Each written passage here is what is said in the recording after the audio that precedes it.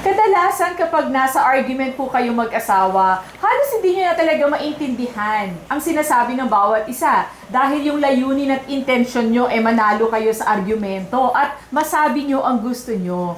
Pero alam nyo, marami po sanang away ang maiiwasan if we only know how to listen and not just hear. Alam mo, Claire, niisip ko lang di ba? Lagi natin sinasabi na, what is the point of winning an argument with your husband or with your wife kung at the end naman, hindi kayo nagkaintindihan o nagkasamaan kayo ng loob? Tama ka, Claire, no? Ano nga ba ang pagkakaiba ng hearing from listening? Meron bang difference yon, Claire? And what is the power of listening in marriage? Yan po ang pag-uusapan natin dito sa Happy Bahay, Happy Buhay. Unang-una po, listening is more than just hearing. Dahil to truly listen, you have to give your undivided attention and put your own agenda and needs aside.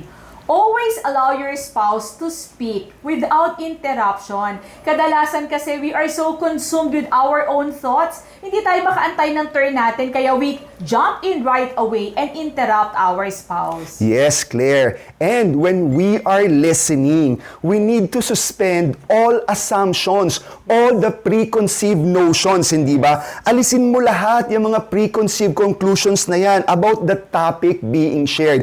Minsan kasi mga kaagapay, medyo biased tayo, honey, hindi ba? Dahil ito na yung pinanawalaan natin. So we need to confirm your understanding before jumping into a conclusion. Okay, and number 3, do not compete nor force your own agenda. Listen to understand, but don't listen to argue. You may not always think alike, but you allow your spouse to speak his heart. Ganda niyan, Claire.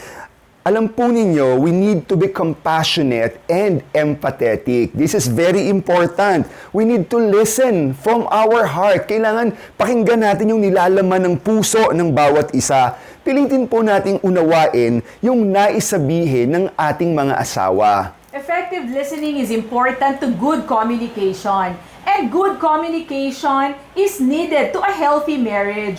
Discover the power of listening and see your marriage transform. Lagi po nating tandaan ng mag-asawang sabay manalangin. Magtatagumpayan lahat ng suliranin. Ako po si Bong Pineda. Ako naman po si Claire para sa Happy Bahay. Happy Buhay!